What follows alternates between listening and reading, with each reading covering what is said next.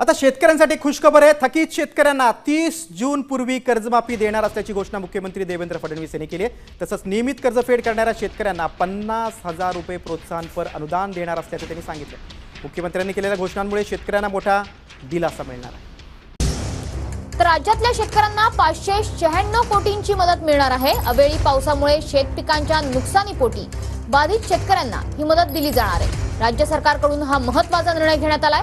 महसूल विभागाच्या यंत्रणेनं केलेल्या सर्वेक्षणानुसार ही मदत राज्यात दूध उत्पादनात 25% घट।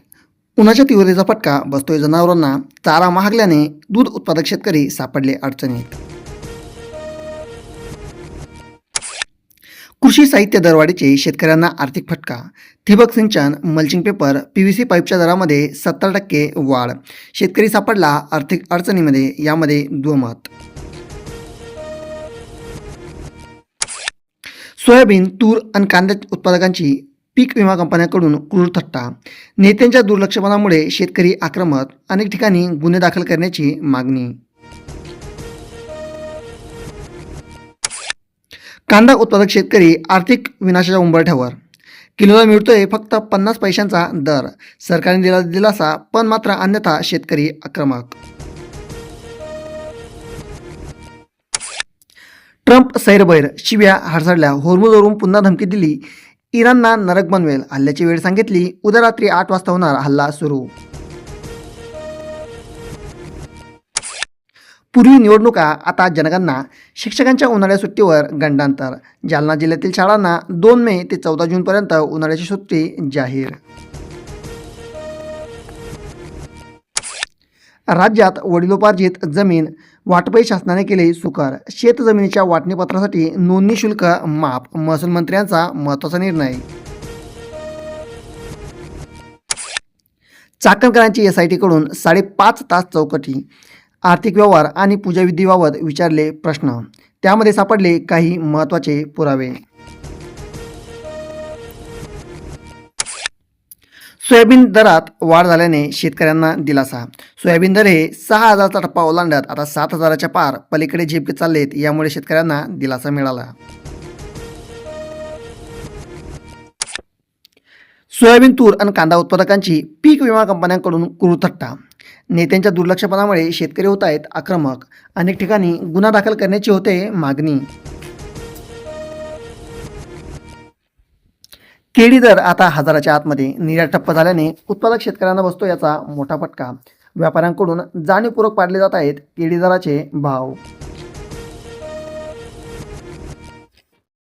ढगाळ हवामानासह हलक्या पावसाची शक्यता। राज्यामध्ये उष्ण तीव्रतेची लाट असून पण मात्र ढगाळ हवामानासह हलक्या पावसाची शक्यता सांगता येत आहे। कोल्हापूर गूळ बाजारामध्ये 3 तासासाठी सौदे ठप्प। रासायनिक रंग वापरावरून व्यापाऱ्यांचा खरेदीस नकार। कसमादे पट्ट्यात शेतकऱ्यांच्या आत्महत्या। आसमानी नुकसानामुळे कर्जाचा डोंगर ठरला काळ। यामध्ये गेला कसमादे पट्ट्यामधील 2 तरुण शेतकऱ्यांचा जीव। सरकारकडे लक्ष नाही। ट्रम्प सैरभैर, शिव्या हडसडल्या। होर्मुझवरून पुन्हा दिली धमकी, इराणचा नरक बनवेल। हल्ल्याची वेळ सांगितली, उद्या रात्री 8 वाजेपासून युद्धास पुन्हा होणार सुरुवात।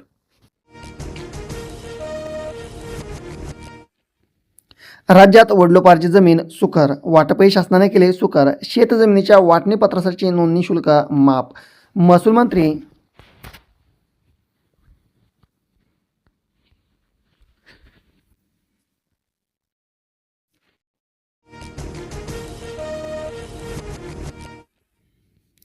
नाशिकमध्ये नामांकित कंपनीत 8 जणींवर विनयभंग। एकीवर बलात्कार, 6 जणांना अटक। धार्मिक भावना दुखावल्याचा आरोप। कधी अश्लील भाषा तर कधी थेट स्पर्श, यामुळे 8 जणींना विनयभंगाचा गुन्हा दाखल। शेतकरी कुटुंबासाठी मदतीचा फास्ट ट्रॅक समितीचा अहवाल जाहीर। आनंद वार्ता, शेतकरी आत्महत्याग्रस्त कुटुंबांना तातडीने मिळणार मदत। अनेक जिल्ह्यांमध्ये मदत जाहीर। शेतकरी कुटुंबासाठी ही अत्यंत महत्त्वाची आणि फास्ट ट्रॅक समितीचा उतारा आला आहे। कवडीमोल दरामुळे केळी उत्पादक हैराण। 2 रुपये 3 रुपये किलो मिळतोय दर। बाजारभावातील घसरण, युद्धजन्य परिस्थिती आणि व्यापाऱ्यांच्या मनमानीमुळे शेतकरी हवालदिल। निर्यातीत अडकले, केळीचे दर घसरले, उत्पादन खर्च दूरच निघत नाही. बेवा टरबूजाचा लाल चिखल, कवडीमोल दरामुळे शेतकरी जागीच गार, उत्पादनाचा खर्चही निघेना, युद्धाचा फटका बसला. 15 रुपये किलो टरबूज तर 20 रुपये किलो खरबूज, यामुळे खर्चही निघत नाही. शेतकऱ्यांना 2,500 आणि दुष्काळात 3,400 रुपये. गव्हाच्या दरातील विषमखेड, पण मात्र यामध्ये व्यापाऱ्यांना फायदा.